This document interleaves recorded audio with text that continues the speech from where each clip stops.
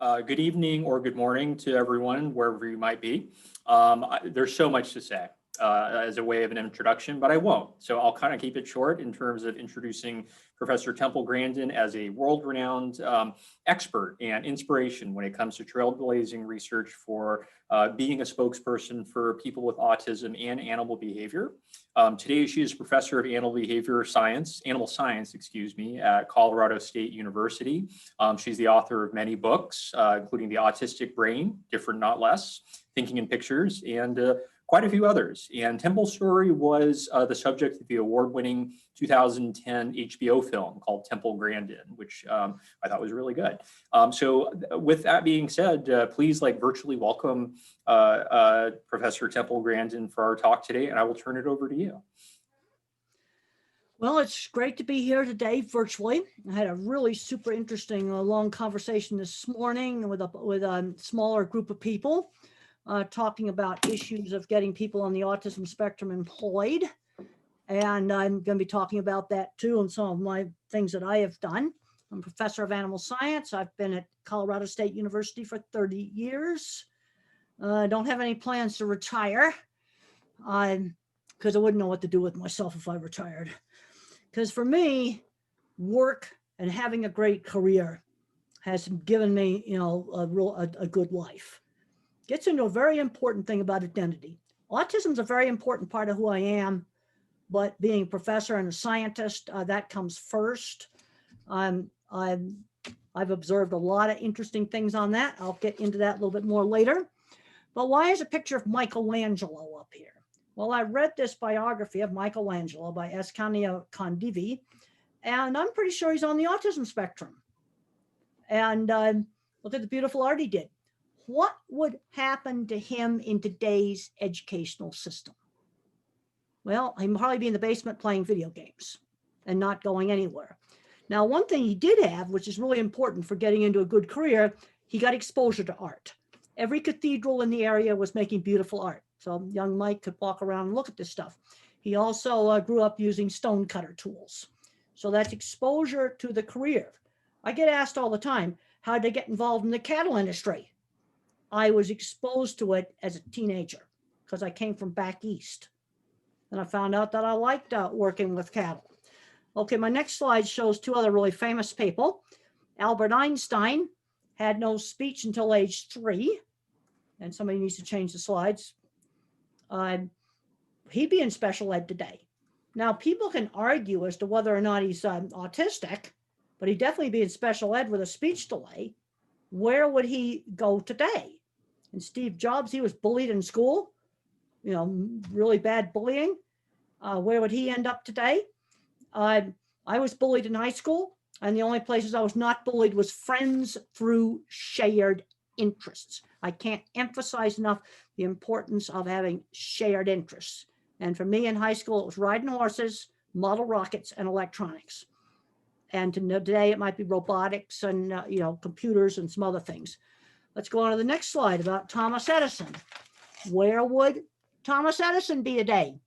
High school dropout, described as hyperactive. That'd be ADHD today. So let's just talk a little bit about diagnosis. Hyperactivity, ADHD, or AD overlaps a lot with autism. About 30% of the genetics overlaps. That's why they get mixed up on diagnosis.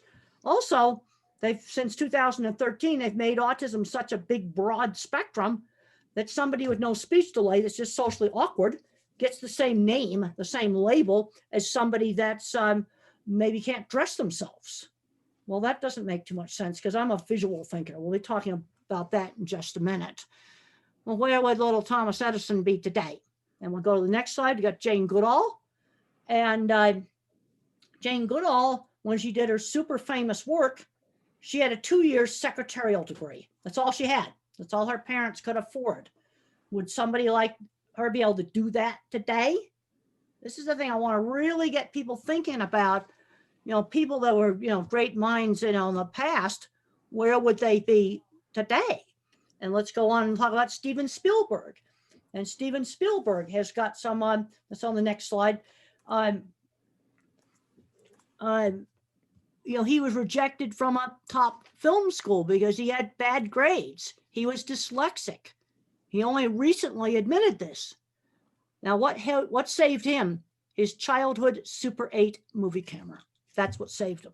Exposure to the career really young. And back then it was expensive to make movies. Now they're not expensive at all. Now they're electronic. Where would he end up today? That's what I want to get you to ask. Now, my next slide, which is one of my most important slides, is the different kinds of minds. And there is scientific research that backs up that these different kinds of minds exist.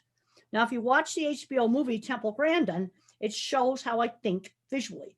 Every thought I have is a picture. You see, I don't think abstractly. It's a picture. So when I designed equipment for handling cattle, and I'm going to show you some of my portfolio stuff, that's how I sold jobs. Couldn't do algebra because there's nothing to visualize. Never have passed an algebra course. How did I get out of it? I was very lucky that in 1967, it was not the required college class. And the probability and statistics that I did as a substitute, I had to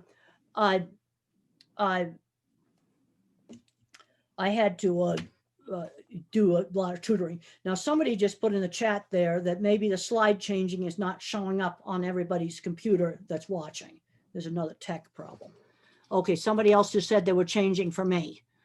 Okay, now the second type is the pattern thinker. This is your mathematician. See, kids that get a label, they often have really uneven skills. Good at one thing, really terrible in something else.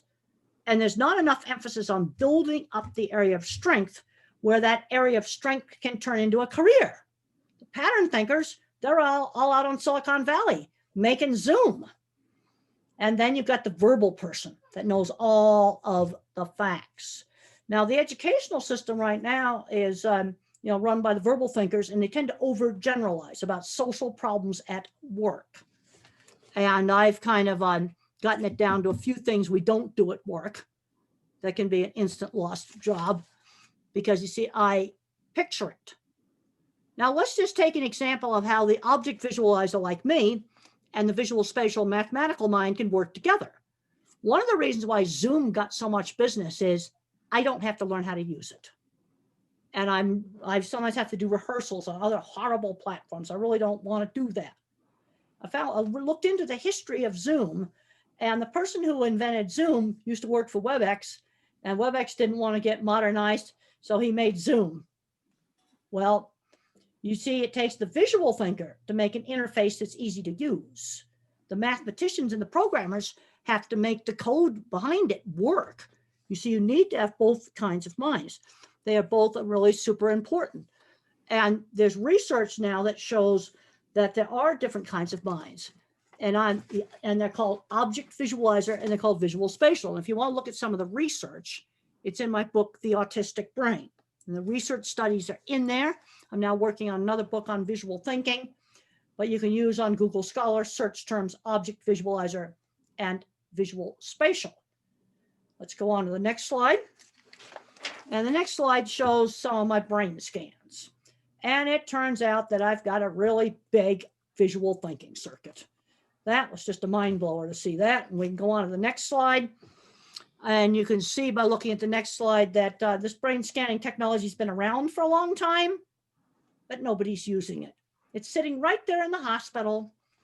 And there's some even fancier equipment that's sitting right there in the hospital, and nobody's using it. You can probably get really good rates on it at 3 o'clock in the morning if you want to experiment with it. But it was really interesting going on a journey into the center of my mind. Okay, the next slide shows where I have a definite deficit. And it's in working memory. I have no working memory. So if you're a computer geek, I'm a 286 Intel chip, but I've got the cloud for memory storage. So a little tiny working memory, and I cannot do multitasking. Absolutely cannot do multitasking. Another thing I cannot do is remember long strings of verbal information. So any job that requires a sequence, I need to write it down and give myself a pilot's checklist. Now, there's all kinds of work that doesn't require working memory. Design work doesn't, programming doesn't. Okay, making change on an old-fashioned cash register does, I can't do that. Don't put me on the super busy, crazy McDonald's takeout window. That's not going to work. And driving is going to take a lot longer to learn because I've got to get the driving into motor memory to take the load off the processor, get it into motor memory where it goes on autopilot before I touch traffic. I did 400 kilometers on dirt roads before I went near any traffic. But learning to drive was essential. It's going to take longer, and you need to practice, practice, practice in totally safe places, starting with giant parking lots. Well, let's just go on to the next slide, because a question I get asked all the time: how do you determine what kind of thinker you are? Well, the visual thinkers are often really good at art and graphics, and if they get exposed to mechanical things, they're really good at mechanical things, fixing things. The math thinkers like mathematics. And if the kid likes mathematics, he needs to be moved ahead and give him mathematics. Let's teach him how to do JavaScript and Python and some, computer coding stuff they can turn into work stuff. The verbal thinkers often love the facts. And you know what can be a good job for some of the verbal thinkers? Specialized retail. There's been some very good successes at car dealerships because the autistic person learns every car that's on the lot, and he's told just to sell the ones on the lot, knows the features of every car. And even kids like 14-year-olds just start selling cars. They had a strict rule: demo in park only. Cannot move them, but you can show off the electronics. And they just started selling cars. And of course, the grown-ups had to finish the contracts. But that's an example of specialized retail. So the next slide shows my grandfather's patent. My grandfather was a co-inventor for the autopilot for airplanes. And his co-inventor probably had autism. He was a very, very different kind of guy. And he come up with this crazy idea for 3 little coils that everybody in aviation before World War II thought it was completely stupid. They were just laughing at this thing. And my grandfather, a more mathematical engineer, goes, I can make this work. And they spent 15 years tinkering in a loft over where they fixed trains. And they couldn't figure out why sometimes this thing messed up. Well, it turned out it was acting as a metal detector, and it was detecting the trains underneath the floor. And when they got it out away from the trains, then it detected the Earth's magnetic field and not trains going underneath it. So that's an example of 2 different kinds of minds working together. We can go on to the next slide. I think it's really important that schools keep hands-on classes. In this country, we've got a gigantic shortage of high-end skilled trades: auto mechanics, diesel mechanics, plumbers, electricians. I just had my shower fixed. I mean, what they charged for it was just obscene. They're making really, really good money right now. And it's COVID-proof and it's recession-proof jobs. And when I was out working in the meat industry all the time out in the plants, I worked with brilliant welders that were definitely on the autism spectrum. We need to be keeping all these different kinds of classes. Also, keeping these classes foster creativity, as it shows on the next slide. A scientist that had a creative hobby was more likely to win a Nobel Prize than a scientist that did not have a creative hobby. I think that's really kind of interesting. Now I want to get into how I sold myself, because a big problem, and I'll show this on the next slide, is when you're weird, how do you get through the interview process? Well, I simply showed clients my work. So now I'm going to show you the things that I would show in an interview. And I had a lot of stuff I could show off: drawings of projects, photos, my brochure. So the next slide just shows the dipping vat project that was recreated in the movie. I love the fact that the movie recreated all my projects. I just love that. But I'd take a big fold-out drawing and just put it on the guy's desk. I guess now it would be on a tablet. You better have it charged. But showing the work, that's what I did. The next slide shows another drawing.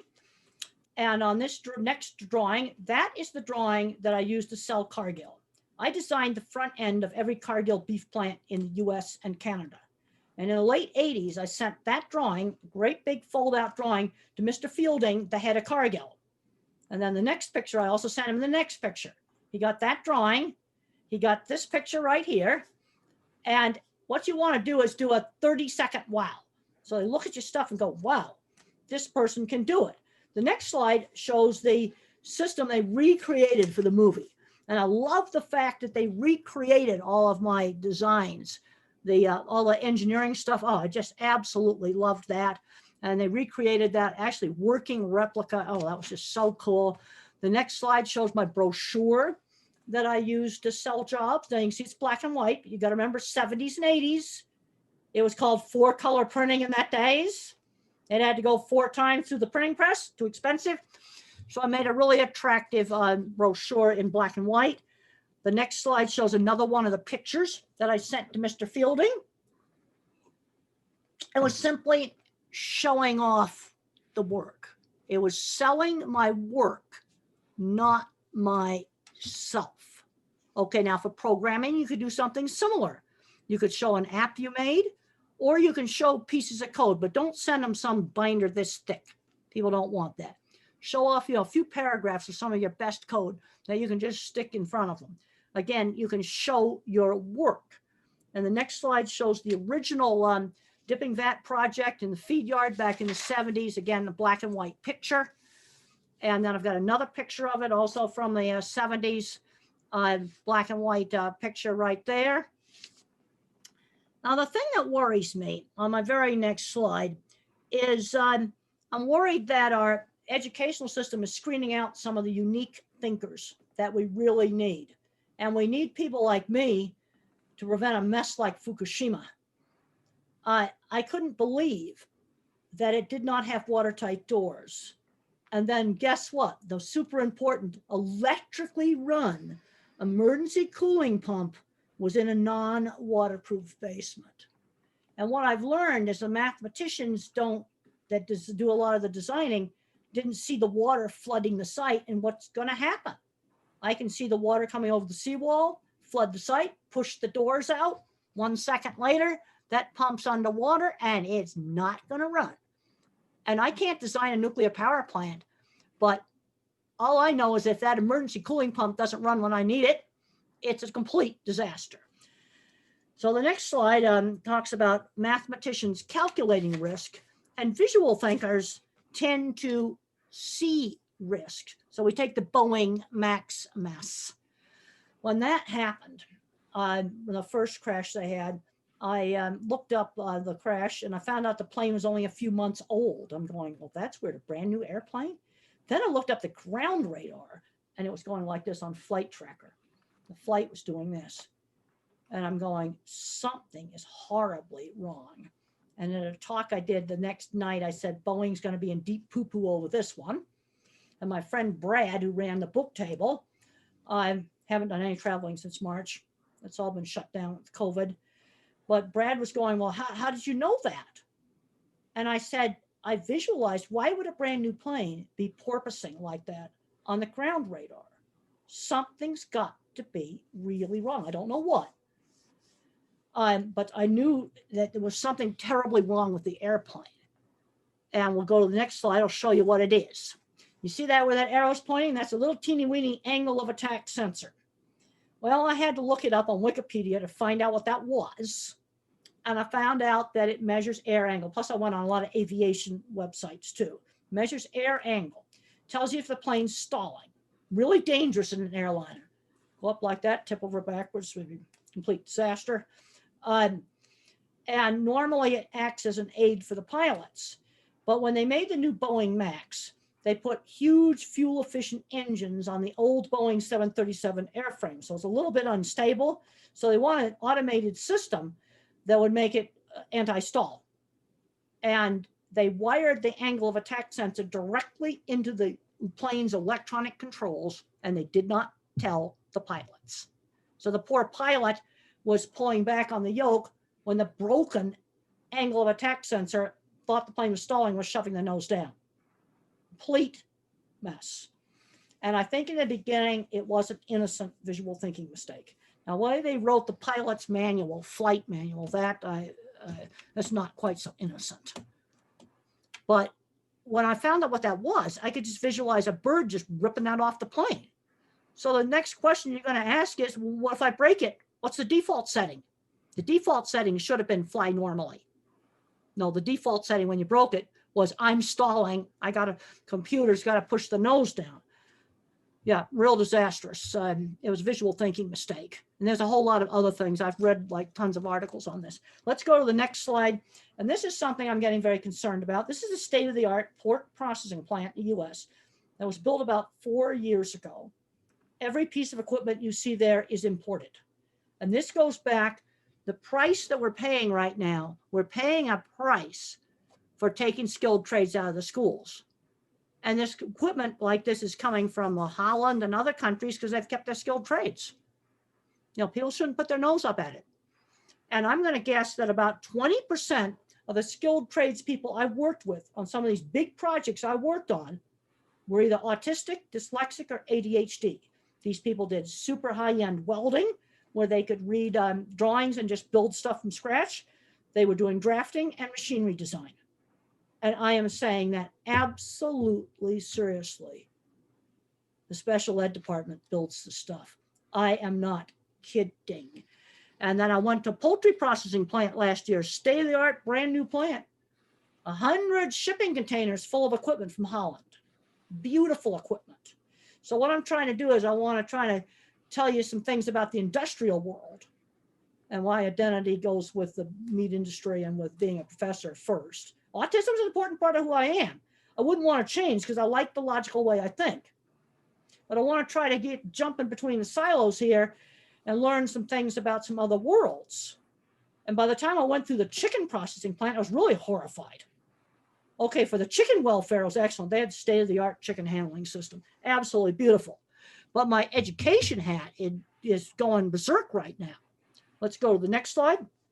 The other thing I found when I look back on my jobs, and it was only relatively recently, you know, I've been in this industry now almost 50 years. I was out in these plants just all the time for 25 years, living on construction projects, staying in the same junky motels and stuff. And I didn't realize until just recently, I kind of went back and made a list of some of the big projects where I spent a lot of time on them. And I found that there's a division of labor here, which shows complementary minds. The visual thinkers like me do what I call the clever engineering department, all the super clever equipment.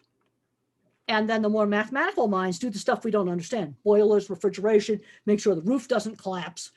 The more, and that we still do. We build the building, but we're not doing the clever engineering department because you can't get through the algebra hurdle and the kids are getting addicted to video games and playing video games in the basement instead of building things.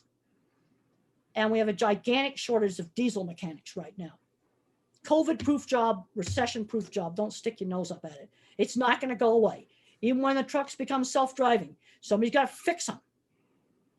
And then these people are retiring. They're not getting replaced.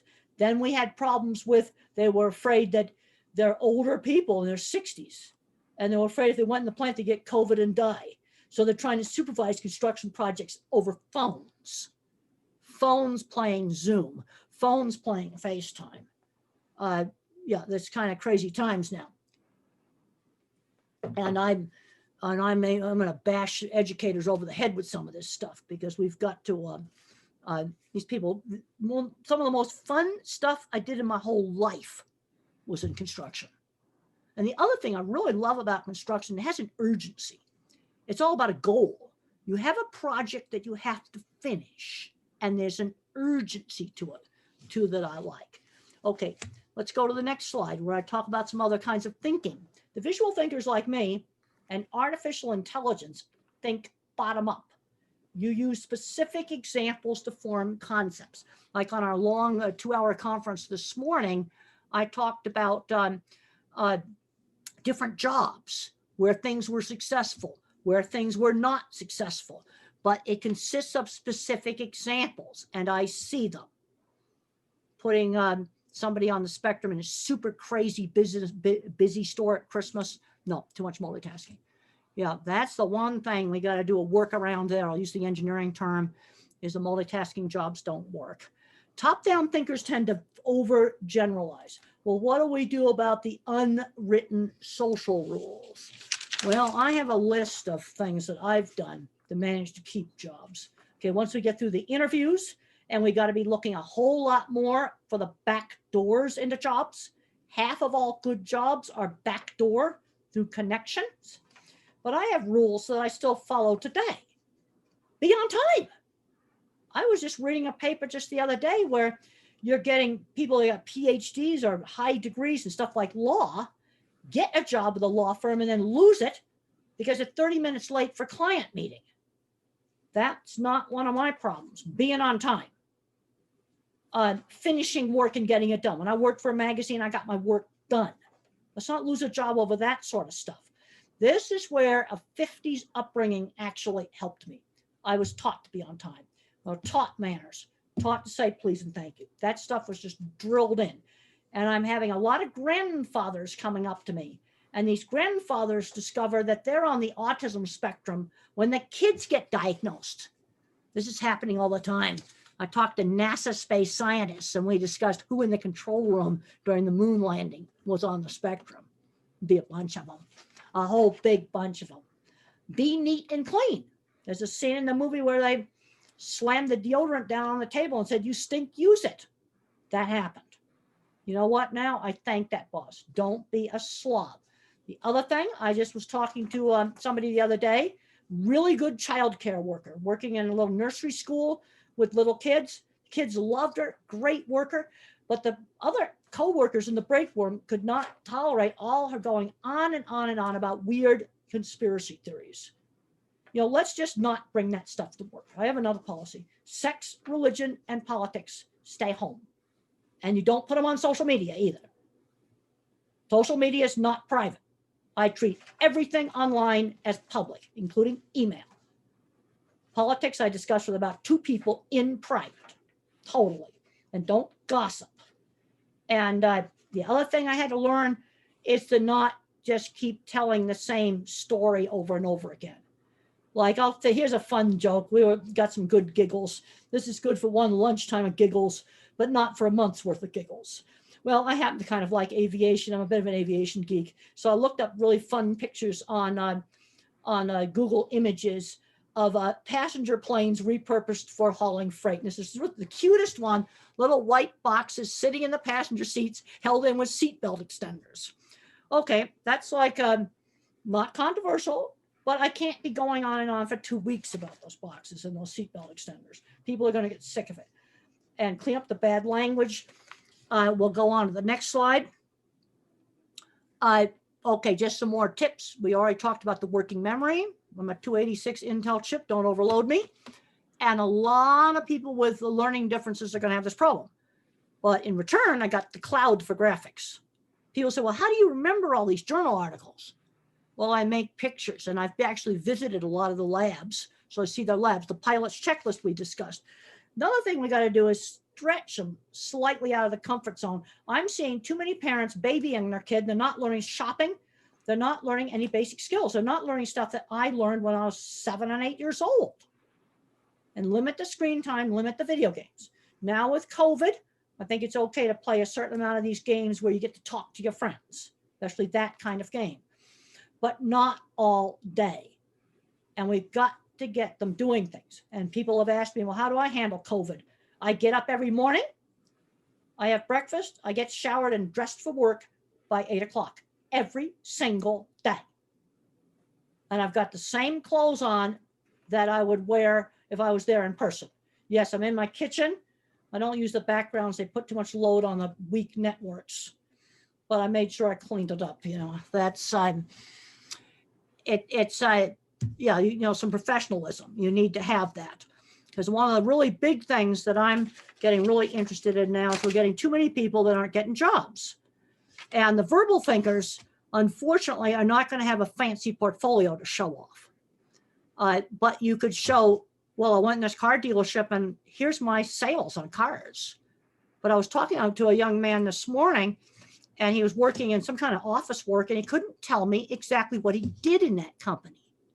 I don't want generalities. What kind of a company was it? And what did you do? I want to find out what your skills are. He had a very hard time telling me. All right, let's go on to my last slide.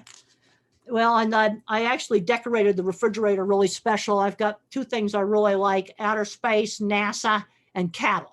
So I decorated the refrigerator with with a Hubble Space Telescope and cattle. Well, we got to start thinking at what's the ultimate goal of education? Let's have a student, let's look at what they're doing 10 years after graduation.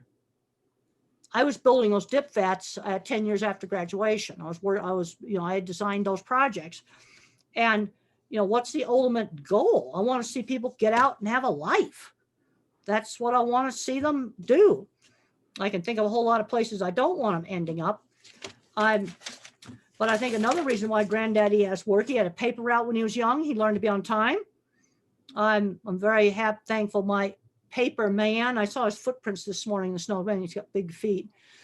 I haven't ever seen him. He puts the paper by at 5 o'clock in the morning and he wraps it up really nice in plastic. So even when it got buried in the snow for 2 days, it was dry. I couldn't believe it.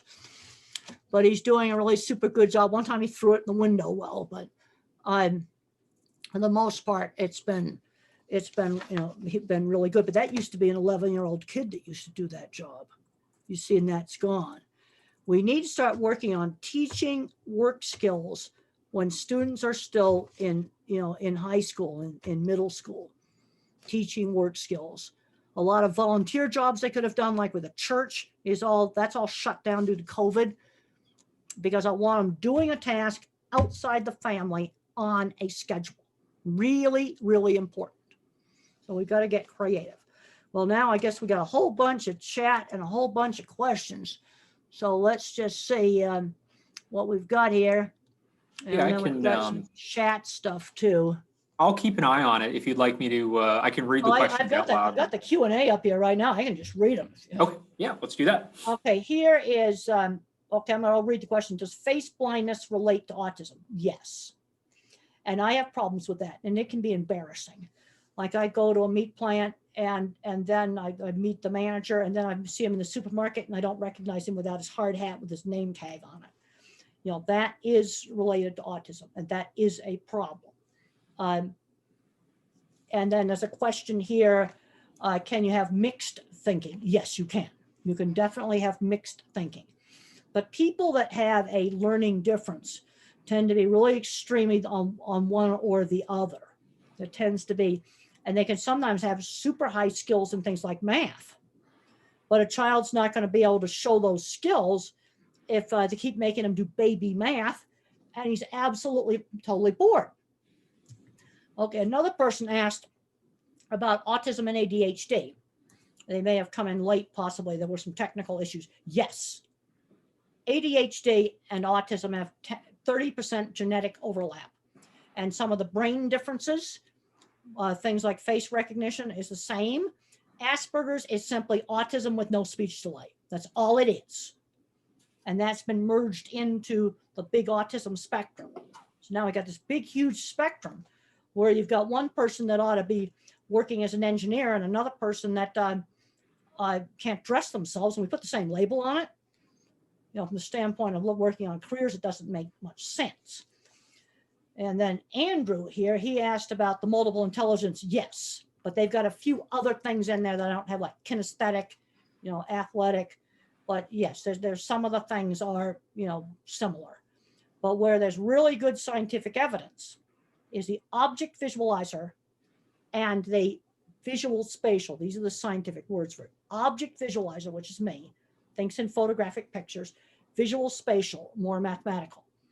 And since I did my book, The Autistic Brain, show that again, The Autistic Brain, there's a whole lot more papers that have been published on this since that book was written.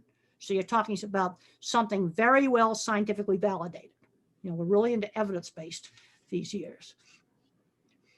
Maybe you have a question, Tyler, you want to ask me before I go through the rest of the quick Q&As here.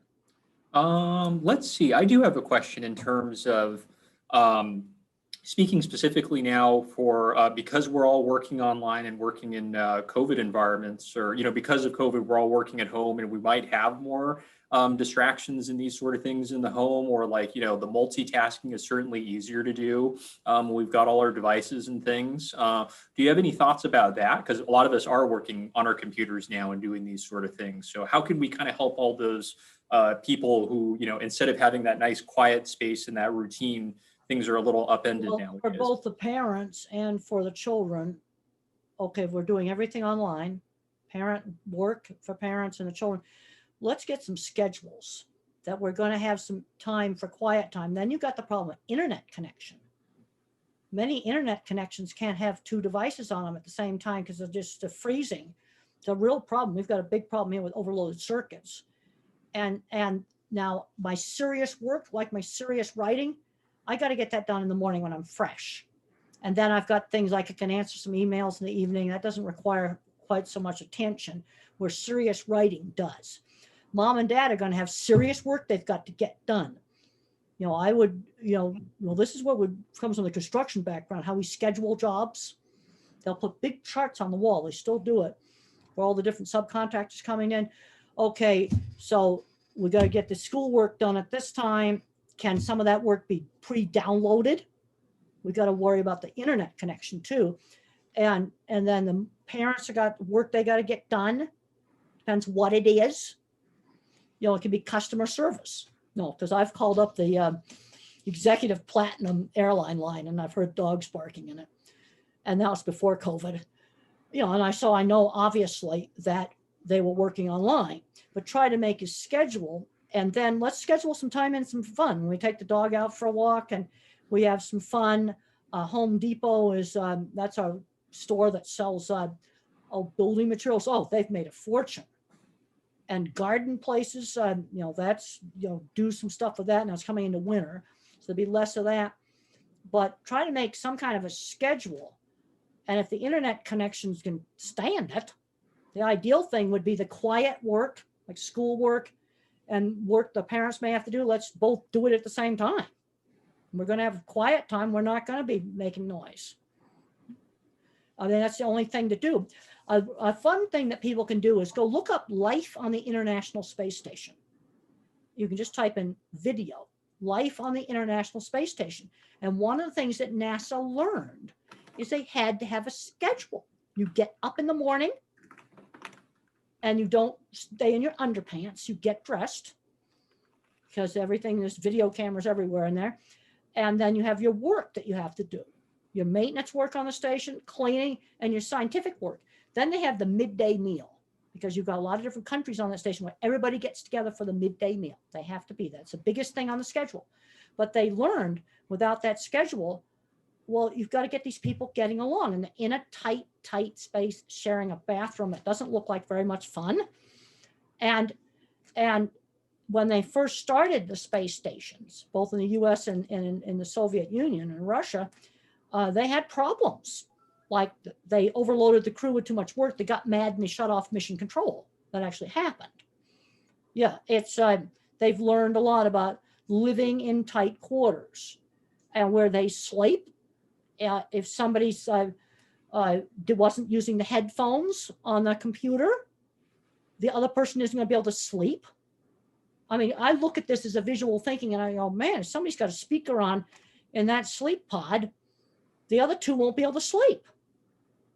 You know, that this is, you see, when they first sent them up there, they didn't think about that. And now NASA and the Russian space agency, and now it's going to be the Chinese space agency, they're learning a lot of things on how to get along in tight quarters. And they're fun videos to look at. There's tons and tons of them. Well, that's an interesting question here about Michael Faraday. Was he a visual thinker? Well, you see, if you take magnetic filings, you can visualize a magnetic field. I did that as a child science experiment. Yes, it's possible. One may have been more visual, the other more mathematical. I would have to look at the work more carefully, but that's very possible. That's a really good observation because when I think of the electrical field, I see the steel filings, metal filings, making patterns. And that was a childhood science experiment. Temple, we have a load of questions here about children and young people. And All I right, wonder let's if you do might that. comment some more on that. As a child myself, I was diagnosed with ADHD and became an academic. So it would be great if you could comment on some of those observations around children and young people and your experience and whether you experienced things. Somebody commented about shame. Well, change can be a problem. Okay, now they send the kids home, then they come back to school and the desks are all separated and they're eating at their desk. Don't have that as a surprise. You want to tell them up front, And if they can see pictures of it, even better. Don't have surprises. Surprises scare. That's a very, very basic thing with people with autism, is to not just have a great big fat surprise. And well, and this is someone here wrote about what I think about the research of babies and toddlers can develop autistic-like behavior when they're on screens 4 hours a day. Babies and toddlers basically shouldn't be on screens. And that this is a big problem. Now, what some people have done here is they formed quarantine pods, like 2 families will get together and their kids play together. We've got to do some things like that. And then, hopefully in those families, one of the persons doesn't have a super high risk job of bringing in COVID. But little children have got to play with the little children. And I was so happy to see the daycare that we have right here where I live, right next door, is back open again. These little kids, these little 2-year-olds, 3-year-olds, and 4-year-olds, and 5-year-olds are now playing with other children. It's really important for the little kids. And getting them back into school, I think, is really important for the little kids. If I'm going to have to put a priority on it, I want what you call primary school, back. We're doing now 2 classes a week, so we can spread them out. But one of my colleagues at CSU, she was one of my former students. She's got 2 little ones, and she's glad to see I'm back in a hybrid where at least they're at school for 2 days a week. But little kids just sitting around at home watching screens, no. I totally agree with that research. I'd like to get a copy of that paper. Okay, Tyler, why don't you pick out a question? Okay. How about Paul has a question from Anglia Ruskin University. Any advice, or 2 questions? Number 1, any advice for a person such as himself with dyspraxia? And number 2, how accurate was Claire Dean's performance of yourself in the film? Well, she just became me. And when I went to HBO's office to watch like the first version of the movie, it was like going in a really strange 60s and 70s time machine. And the way she trained for it is I dug up the most ancient old VHS tapes I could find. And HBO put them on DVDs. And Claire played them over and over and over again. And then she had a movement coach and a speech coach. And she played, when I visited her for 4 hours, and she recorded that. But again, she listened to how I talked on these old videos over and over again, practicing. It was, she did an absolutely phenomenal job, especially of how I was in the 60s and 70s. I'm really, really pleased with the movie. I love the fact that it also showed all my projects. I actually did that optical illusion room.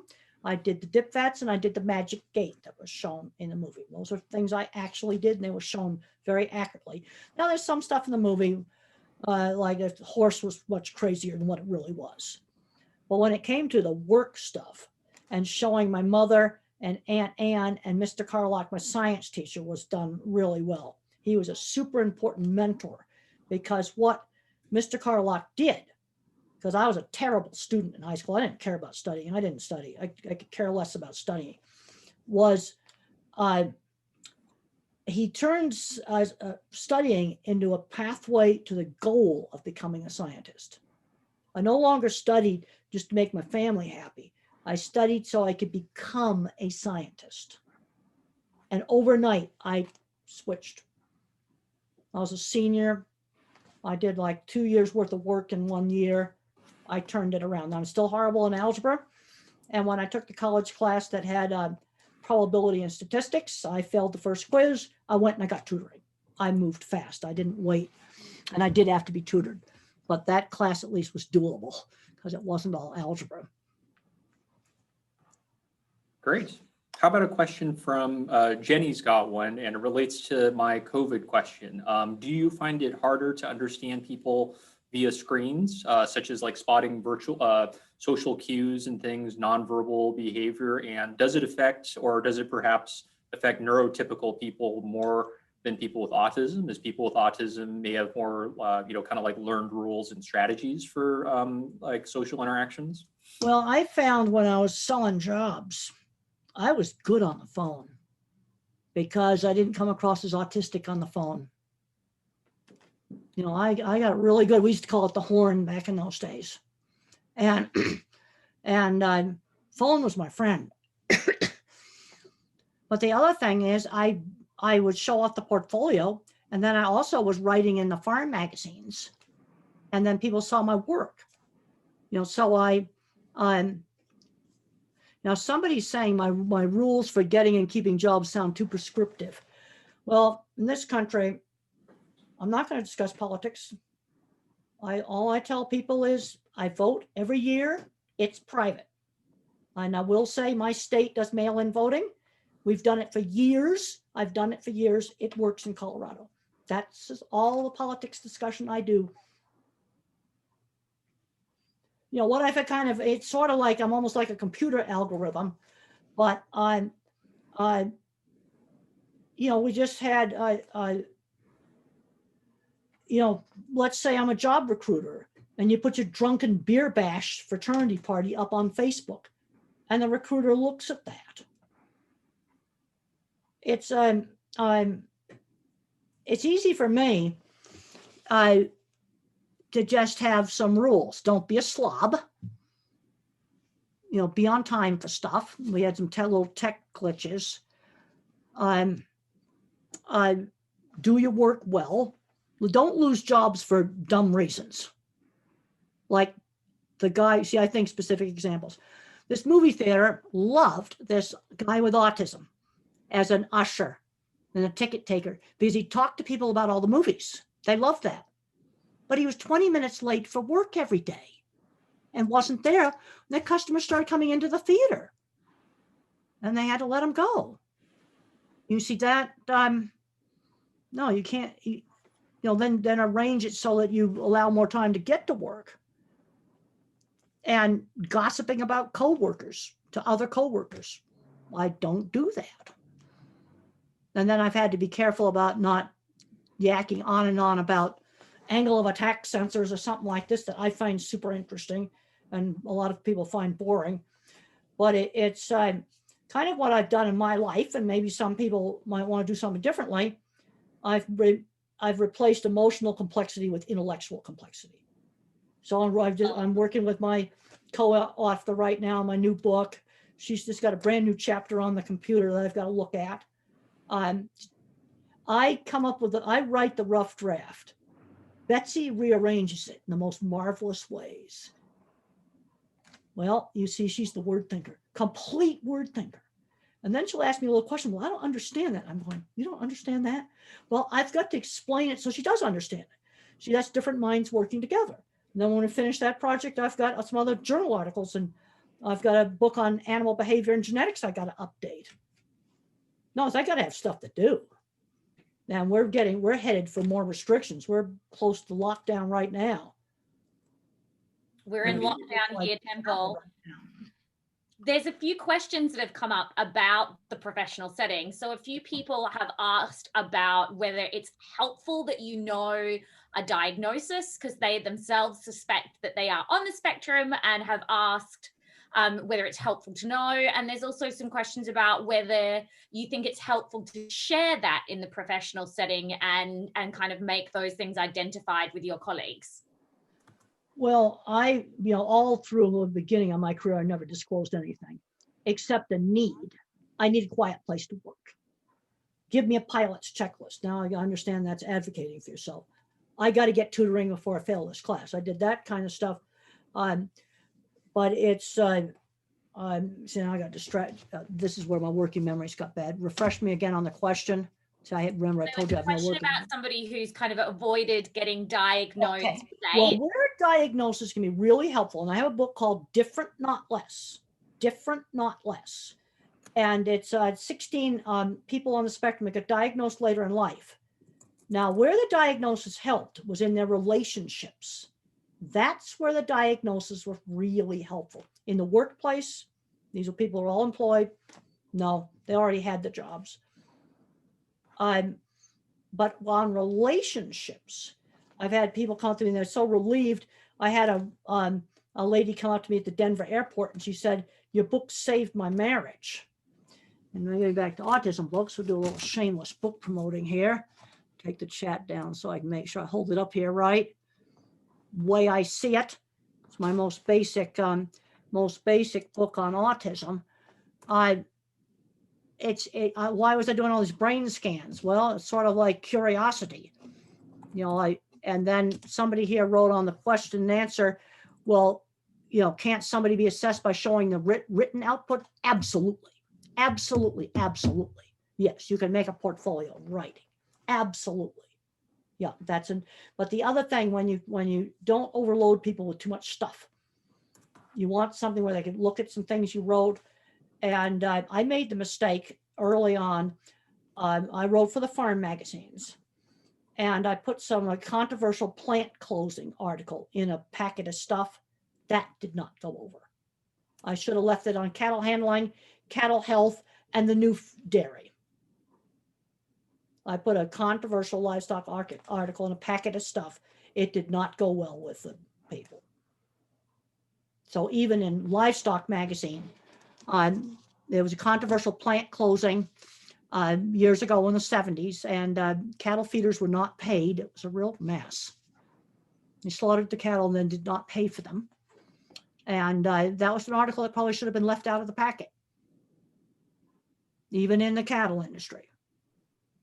So there was one question here as well from Fez Panel, which asked, as someone who's worked with cattle for so many years, do you have a view on whether we should sharply reduce the size of the cattle industry as a response to climate change?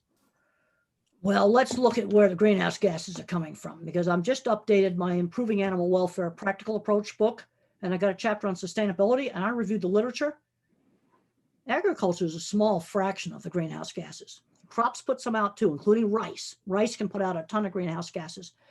Transportation and power generation are 3 times bigger than anything, 4 times bigger than anything that any ag thing ever did. Power plants, you're doing something really unsustainable right now in the UK. Stuff that you think sustainable is not. You're burning wood chips in a power plant. Wood chips from trees cut down in the US, chopped up, put on a boat. It's stupid. That ain't sustainable. The thing about biofuels, they're sustainable as long as you don't overdo it. But right now, I've been to Brazil, monoculture's full of sugarcane for biofuels. Nothing sustainable about that. No, the sensible thing to do with our cattle is we need to get cows and the grazing animals and the land back together as part of crop rotation, pasture rotation, because if you use those grazing animals right, they improve the land. But to say that most of the methane in the world comes from cattle, that's just simply not true. It does come out of cattle.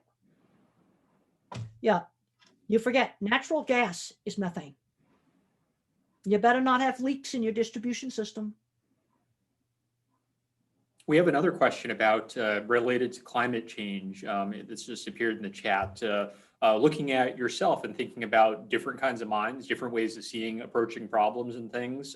For yourself and maybe someone like a Greta Thunberg, it seems to show how powerful different thinking is. Yeah. Do you have thoughts about that for bigger picture, things that are so wide and encompassing?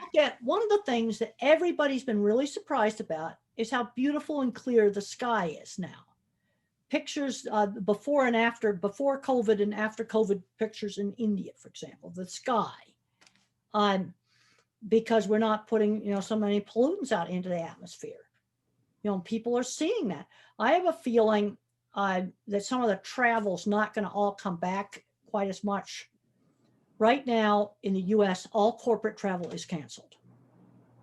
I have done no in-person meetings except for a couple of classes. I did an in-person animal welfare training, but it was just very local within a single company. All the airplane, they just canceled our gigantic VMX conference. That's like your great big British vet show. They just canceled that. They're going to postpone it to June. And that just happened. And I think what's going to happen is they're going to say, we really need to go to so much stuff in person. But on the other hand, people are craving, and this is something I crave and everybody else craves, contact with colleagues. Okay, one of the best things about going to gigantic convention is you meet people and make contacts you'd never make on Zoom or any other kind of online thing. Now, one of the reasons why they changed the meeting to June is the trade show exhibitors are going, ick, trade show online. If I was a trade show exhibitor, I don't want to do a trade show online. It's terrible.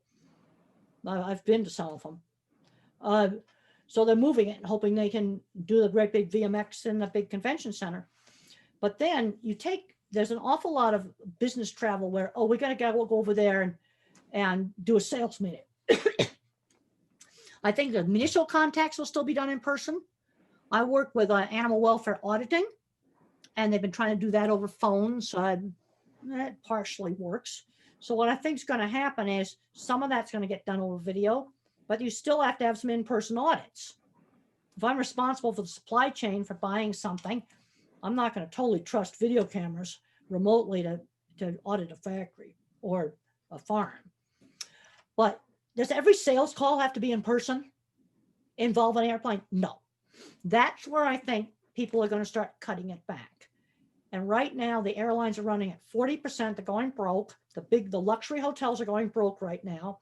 The cheap hotels are okay because truck drivers and stuff like that are staying there. But I think that some of this business travel is not going to all come back. But I hope we get our big conventions back, because I miss that. I miss going to Animal Science Society and just seeing my colleagues in person and going to dinner with them and meeting new people. But it's also, I think we're going to be thinking about, does every sales call have to involve an airplane? No. So Temple, I think that's going to happen. So Temple, we also have a series of questions here that are a bit more local, that are a bit more close to home, about education and educating children with different needs across everything from early years to, we've got questions about colleges and grad schools, and whether things like creative arts and music therapy have a place within those settings. So I wondered if you could just talk to us a bit about what your feelings are about education and children with various different kind of spectrum aspects and ADHD and the like. Well, I think art and music. When I was a child, my favorite classes were woodworking, sewing, and art. And if I hadn't had those classes, I would have hated school. I mean, no, we need to have those things in school. Let's talk about little kids, what they did with me. I was nonverbal till 4. I went into a really good speech therapy school at 2.5. And they did a lot of just teaching me my words. You need to speak slowly, because when the grown-ups talked fast, it went into gibberish.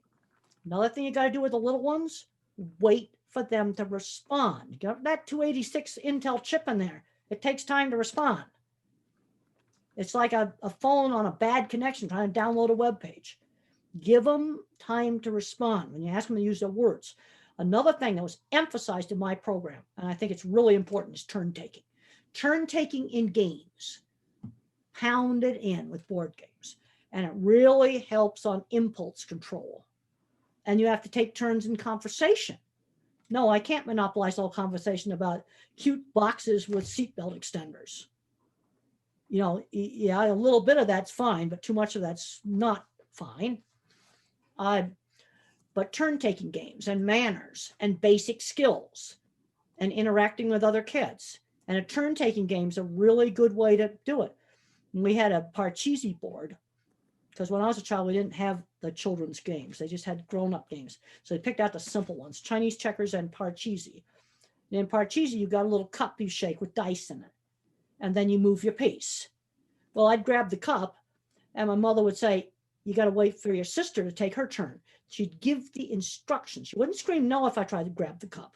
She'd give the instruction. And we need a lot of that kind of teaching, you know, for the real little kids. And what I'm seeing, at least in the US, I'm seeing we're doing a good job with our little ones. I'm seeing, and I've had therapists come up to me now that get really sad when the kid turns into a teenager and says, now he's addicted to video games in the basement, never learned any working skills. Where we're falling down is preparing that teenager for work and for the transition. Don't wait until they age out of the system. I'm pushing, let's start learning working skills early, starting with chores in the house, volunteer jobs when they come back.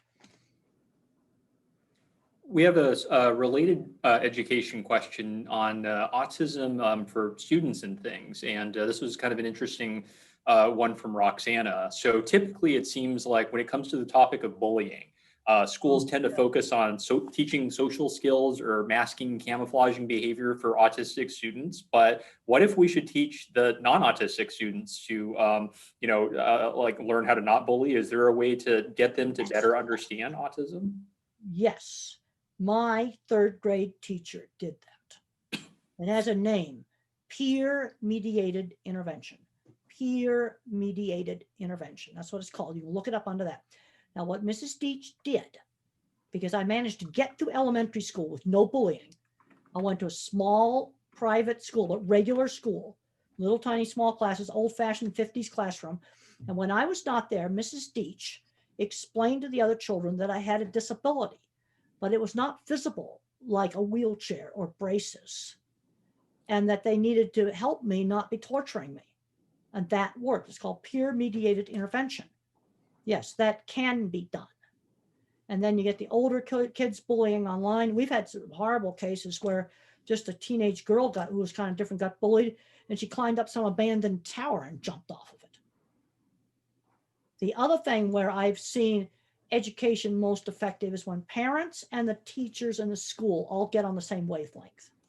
For me, the rules at school were the same as at home.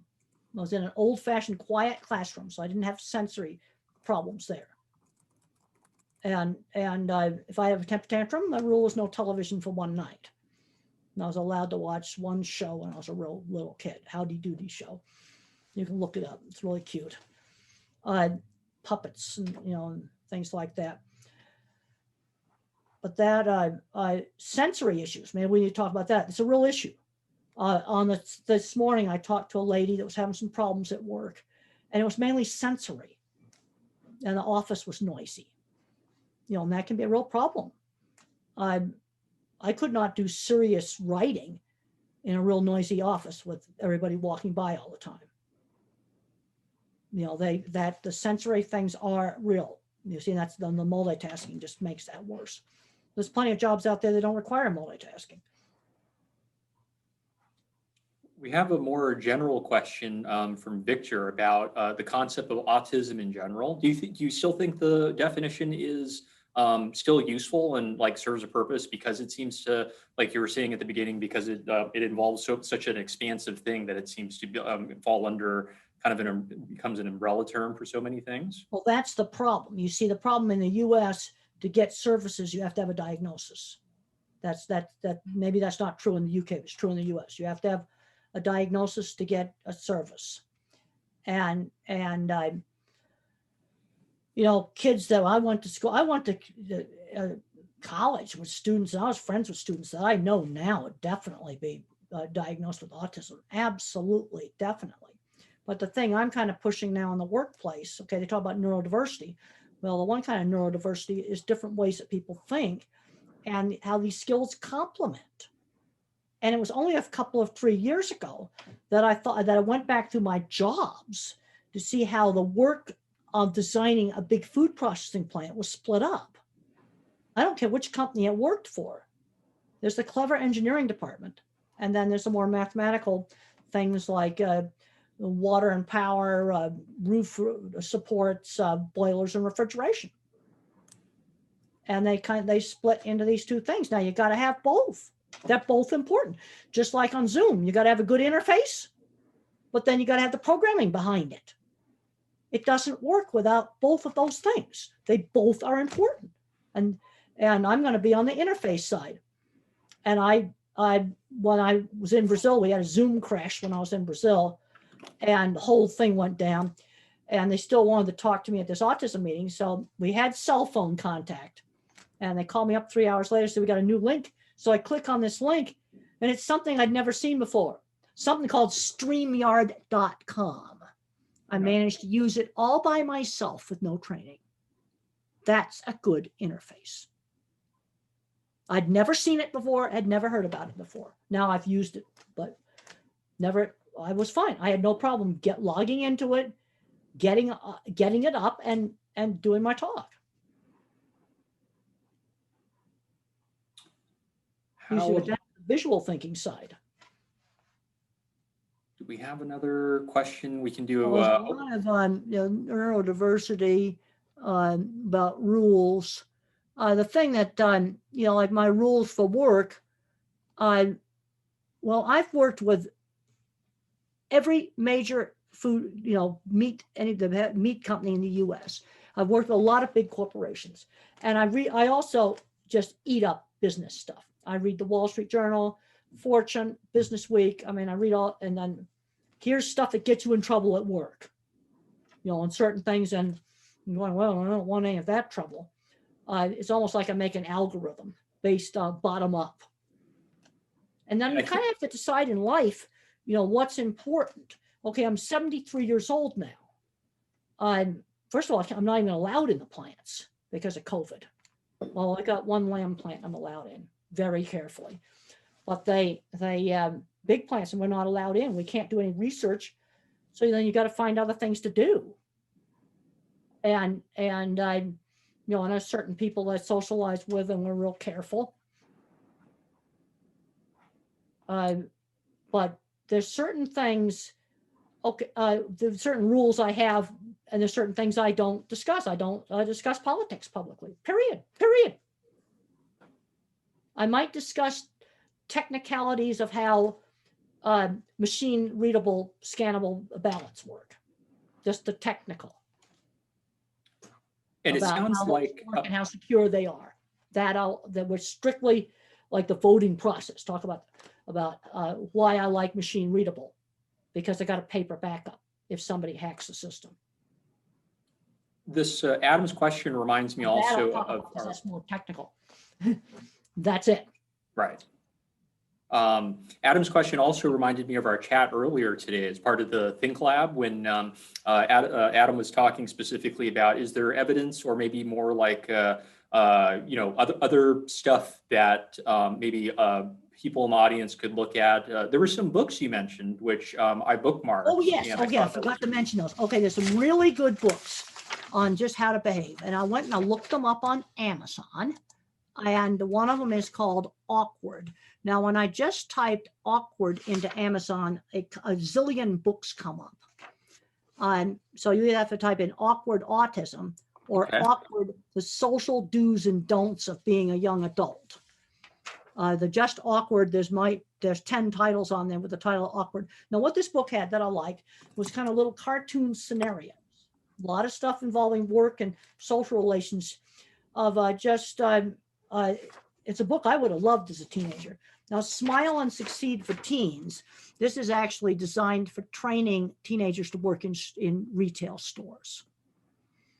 But it's got a lot of, I like these little simple books because it's helped me. I lost a job because I put a controversial article about a plant closing in a bundle of stuff I sent to an employer. No, it's going to be cattle health and the new dairy. Yeah, I learned that one the hard way. That the article about the controversial plant closing was not the one to stick into a portfolio of stuff to get a job. You see, when I was I feel I can think so much better now than I could when I was in my 20s because I have more data in the database. Remember, I've got the cloud for memory for pictures, so I can surf through the database. Even stuff I did back in the 80s. Now, I don't remember every hotel room because I don't care about hotel rooms. They have to be weird or completely awful, then I'll remember them. We have a interesting question about going back to school-age students in terms of having a 7-year-old for one of the school adaptations for this child in dysgraphia is being able to use voice to text. So kind of like dictation software and these sort of things. And this person is worried about coddling their child, but want to have work around. I'm interested in employable skills. And if you're writing, the keyboards are around for a reason. You can type. The only thing you got to, handwriting is just not that important in the work world. Now, I have to admit, I still handwrite most of my manuscripts, but I'm looking at it. I spent 25 years in heavy construction. Again, I worked on Cargill plants, Tyson plants, Montfort plants. That's now JBS, but it was Montfort's when I was out in the field. And you got to get jobs done. And I can get jobs done just fine typing. But you have someone who can't shop and can't handle a bank account and can't handle their money. Yeah, that's a problem. So No, I think let's just following type, up on that, type your papers. You can do that too. You know, I never learned to type. I type on a manual typewriter. I typed 3 fingers and I have to look at the keyboard. And on the computer keyboard, I like hit all the other buttons. So now I just peck, I hunt and peck. And I hunt and peck like a computer plotter. So Temple, one of the questions there went to the heart of the issue of adaptations for people who are neurodiverse and need different things, different educational and other settings. And there was a question about whether it like becomes coddling and how we might accommodate people in higher educational settings. The thing is, you get things where you get coddling on not teaching basic skills. Like it's a little bit stressful to go to the store by yourself. You know, that kind of coddling I don't like. You can't just take somebody that's got really bad sensory problems and just shove them in some noisy, super noisy factory they can't tolerate. You know, then we got to find some job that's quieter. But it's looking the way technology is now, I can do just fine out in the workplace without, you know, scrawl my name on a check or on a receipt and type everything else. So what kinds of... Well, it's not so important. I can do the work without doing the handwriting. And so, there's a point where, okay, trying to improve my working memory, forget it. And I'm not going to take a job that loads of, I can't, like, okay, here's a job I cannot do. I don't have the motor skills and I don't have the memory. The waitress, I can remember what 6 people ordered and balance 5 plates on their arm. Forget it. I'm going to drop the plates and I can't remember the orders. That's a job I'm not going to do because I'm an Intel 286 and you're not changing that. And if you're not going to make a blind person see, for example, and you're not going to teach me algebra. You know, there's things where you see, but I'm much more narrowly defining the deficit. Autism is this big, huge label that basically means socially awkward.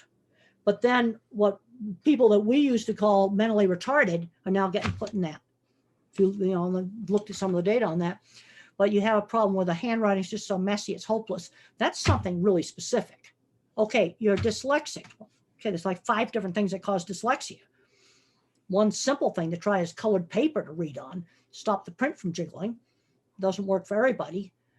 Reading is a pretty important skill. I need to get that up to the 10 or 12-year-old level.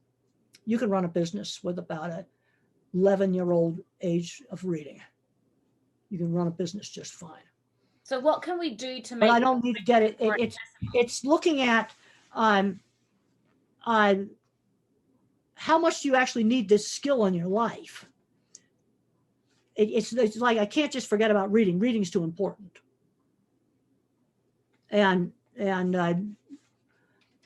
But the dysgraphia, there's a point where it gets so frustrating. I said, let them type. That's what the keyboard's for. Wants to use a voice to text program. The thing I'm concerned about now, let's look at stuff. I'm so concerned right now about my graduate students right now.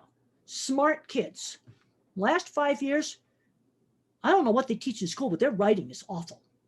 Run-on sentences, terrible grammar. And I find out that this smart student that we've got in our department never wrote a book report in school where you have to summarize things. That's an important skill at work for writing. Or even if you want to be a writer. And never had a teacher mark up their grammar because that's bad for their self-esteem. That's how I learned how to write. I was a rotten student, but in 9th grade, my writing was a whole lot better than a lot of students who got today. I'm having to teach graduate students writing. I said, I'm sorry, I'm going to take your writing from awful to at least acceptable. I don't have to get it marvelous. You'll thank me. Because you can't rely on the grammar correct and everything. spell check, then you get spell check errors where it's a correct word. I wrote a thing where I wrote about some computer interfaces, and I wrote they're too difficult to use. Well, spell check changed it to different to use. Well, it makes grammatical sense, but this is what you wanted to write. You see, I look at it a lot more on outcome. There's a point where how hard are you going to try? You get a person with a stroke and you really work with them hard. Can they regain use of the arm? Then there's a point where you're pounding a brick wall. You want to, yeah, I'm not saying we just forget about deficits.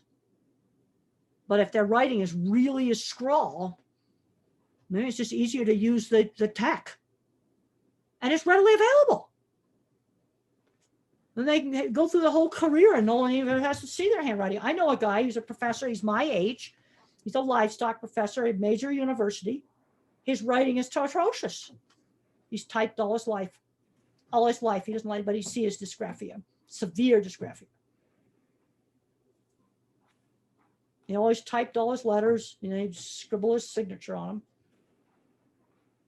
I think we would like to start wrapping up. I'm going to attempt to summarize some of these questions. Temple, I know you've had a long day, mostly because of me and getting you to talk all of this. So thank you for your patience with all of this. A couple more summarizing kind of questions, I think. One on just like the future of neurodiversity and autism, and like, you know, man, we've certainly come a long way in 20, 30 years from like what you were talking about before and now. What do you think in terms of like the short term or medium term future? Like, do you have any thoughts about what might change? I'm a big believer in what you can do. I like what Stephen Hawking had to say about disability.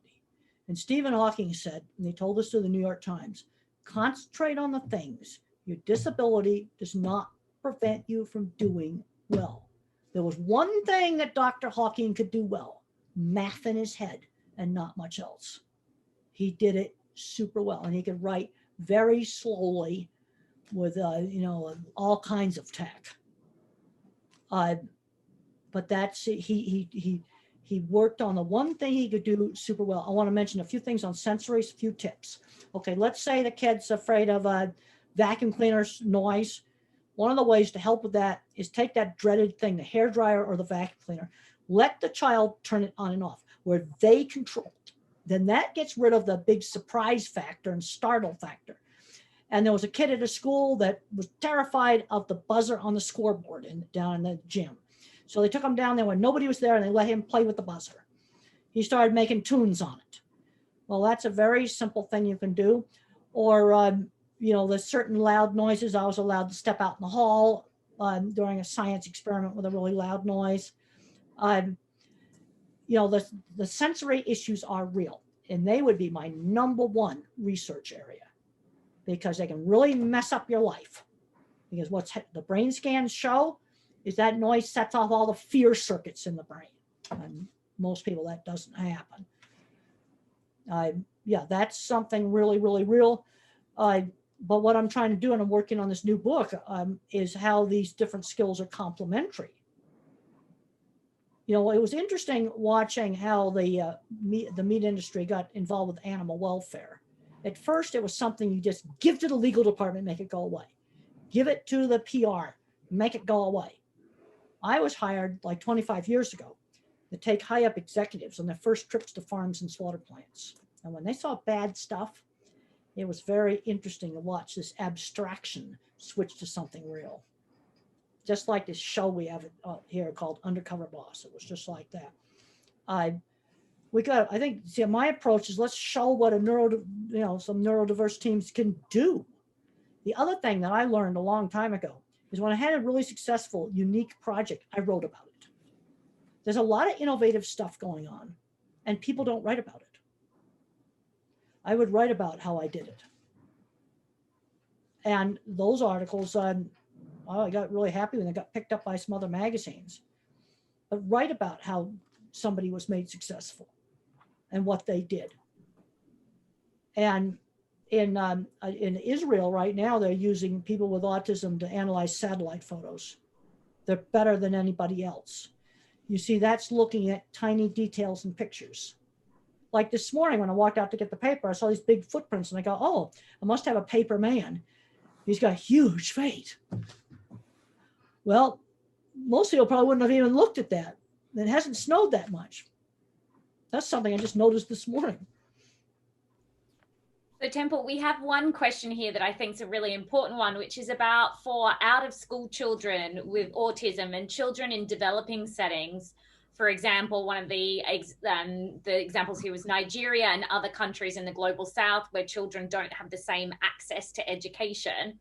How can we best capture their voices and experiences if they are children with autism in those settings? Well, I've talked to people in those settings. Here's the good side of COVID. I have been doing conferences in India. I've got one for Nepal that's set up. I've been talking to people in developing countries, and I suggested lots of little autistic kids. And we have some areas in the United States where there's no services, and the internet might be just a phone on a bad cell circuit. I talked to mom just the other day on the, using the phone about what to do with her little kid. And I suggested play little turn taking games. He's spinning a penny. Let's take turns spinning the penny. He had a toy car he played with. Let's learn how to take turns playing with the toy car. Now let's learn the word for car. And I explained how to do that and maybe get the grandmother to come in and do some more hours of engagement. This is a very, very small child, like 2.5, 3 years old, real little kid. Little turn-taking games, engage them. Okay, now we're going to help mommy cook and you can help mix stuff. Just stuff like that. And just start teaching the alphabet. Now, of course, if the parents are completely illiterate, they can't teach it. But if the parents are literate, write the alphabet on pieces of paper and pin it up on the wall. No, that's the other thing I learned from construction. I worked with a lot of really low-income folks.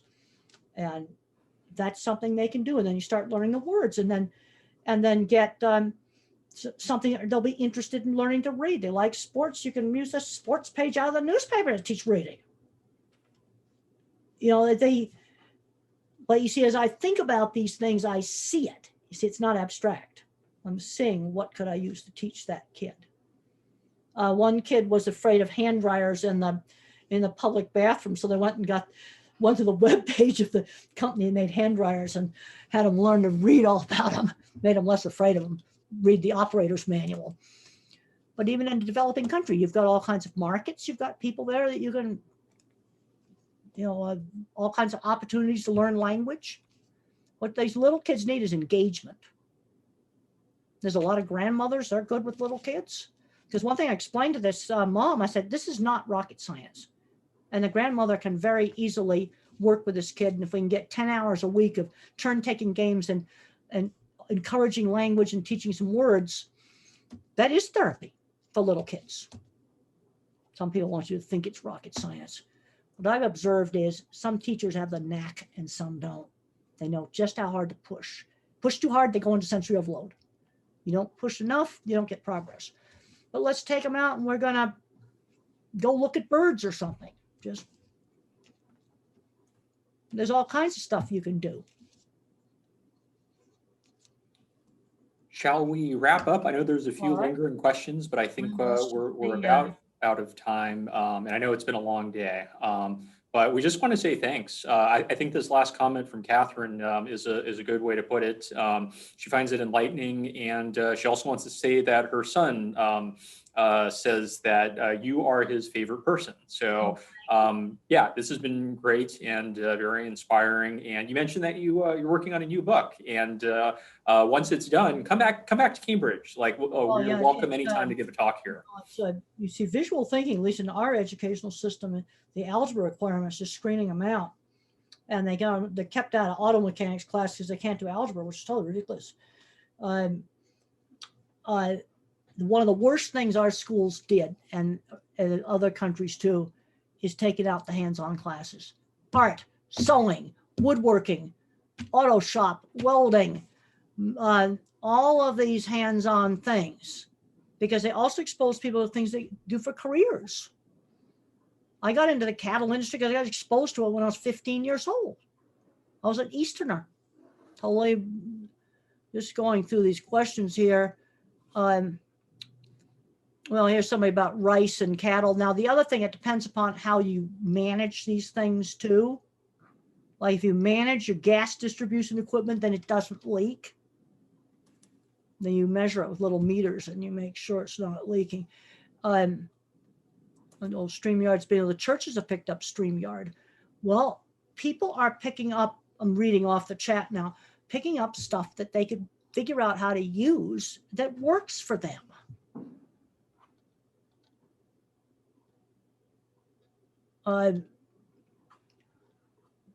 No, I want to see people get out there and be everything they can be, because I worked with all kinds of people that were dyslexic. There's a whole family that I worked with that builds big, complicated feed mills.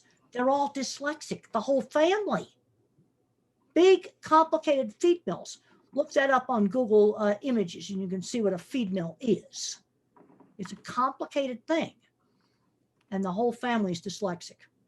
And I don't think any of them went to college. You know, this is, I'm trying to bring the industrial world to you, to the business world. I can tell you right now, I could care less about a guy's handwriting. He can just type on the keyboard. That's fine. I don't know of very few jobs require super good handwriting. But I do care about decent writing. You know, even if you're writing up a memo, well, it's not all run-on sentences and it's clear. Another thing I've had to work with students on for the methods of a paper. Explain to me exactly what you did with those pigs, so somebody else could duplicate that experiment. And I don't want a book written about it. I want it just pretty short. Explain to me what you did. Clear writing. I care a lot more about that than I do about dysgraphia. I could care less about dysgraphia because everybody's typing. And if you want to use voice to text software, go ahead and use it. It's fine to me. Shall we end on that? See people get out there and do everything that they can do. Now, Stephen Hawking had to use tons of technology. That made it possible for him to do the math in his head. We do have his book, actually, A Brief History of Time. His the first draft of his book is here at the Cambridge Library, that he did all through, very slowly and meticulously through the aid of computers. So, yeah, there's a lot there. But I think I love the quote of concentrate on the things your disability doesn't prevent you from doing well. And turning me into super good working memory, it's just not worth it. Now, maybe it could have been expanded when I was smaller, but I'm seeing a lot of kids where they're making them, some places they want them to do the math in their head, other places the school wants them to write the math out, and the kids are getting totally frustrated. I would just say, well, use the method that works for that kid. You got some kids just do the math in their head. Let them do it that way, because what I care about is the outcome. Expose them to lots of different stuff, and they grow up and they have a good career. And the Different Not Less book, Different Not Less, and it just has a new edition. It helped on the relationships. That's where a diagnosis made a difference, on their relationships. Then they understood the other person was face blind. The other person doesn't pick up the social nuances. I did not pick up the social nuances. Well, Temple, we will link to all those books in the recording of this and on our follow-up on our webpage and on the Think Lab webpage. And we'll make sure that people have access to those wonderful texts that you've mentioned so that they can read them or engage with them on their own time. Well, the funnest stuff I ever did was in construction. Was sitting around figuring out how to design stuff. It was some of the very stressful parts of my life, but it was also some of the most funnest stuff. And I just want to see these individuals get out and get great jobs where they do something to improve the world. That's another thing. I want to try to do positive things. And that's a really important message, Temple. And I know that we have a number of people with no doubt endless questions, which I'm sure we would love to have you back and have some more time to answer. But I know we're on the clock for wrapping up now. And we just wanted to extend our thanks. It's been really empowering and enlightening, and we really want to thank you. Well, it's been a lot of great questions and a lot of, it's been wonderful just talking to everybody. And I just want to help, people get out there and do things like what Stephen Hawking did. And he had a very, very severe disability. And I just love his final quote. No, I'm not going to work on working memory. I'm going to work on the stuff I'm good at. And on this new book we're working on, Betsy's Totally Verbal. We're a great team, and I'm learning more and more about how verbal thinking is different. I can't believe how she rearranges my stuff. But she wouldn't be able to make up some of my stuff. So you see, you need to have both kinds of minds. Like the observations I've made out in industry about different kinds of minds. She lives in New York City. She wouldn't know about that stuff. So we're taking our skills and they're complementing. We're complementing. Just think about interface on a Zoom versus the coding behind it. Visual mind, math mind. Yeah, and I'm interested in StreamYard's getting the churches like StreamYard because it's easy to use. And the other thing is they like programs that don't crash. And that gets back to the coding, where you're writing good code that's not a big bandwidth pig. So one thing that we will be discussing in this coming week is understanding cancer's development origins. So we're going to have a really empowered scientist who's very good at explaining the developmental origins of cancer joining us this weekend if anybody wants to join. That sounds really interesting. But we also got to expose students to enough stuff so they might get an idea of what they want to do. We find out with our students here at CSU. They come into our animal science department, want to be veterinarians. It's the only animal career they know about. Then they discover all these careers they can do with a 4-year degree, which is a much shorter time degree. They can do food safety. They can do genetics. They can do cattle nutrition, careers they didn't even know about. And that drops from 75% wanting to be vets in the freshman year. Now in their 3rd year, only 20% want to be veterinarians because our veterinarian degree is 8 years.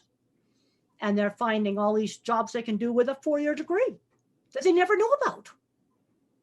And that's true not just at my school, but at everybody's university. They're finding this to be true. People get interested in stuff they know about. I think we're out of time, so I think we'll end here. And I wanted to thank everyone for coming and your questions, and huge thank you, Temple, for taking the time to answer all of these questions and share your thoughts. And I really hope you'll come back. Come back anytime. I'd love to have you talk. That sounds really good, and I thank you so much for having me. All right. Good night, everyone. Thank you. All right. I'm going to sign off. It was great being on the show. Thank you.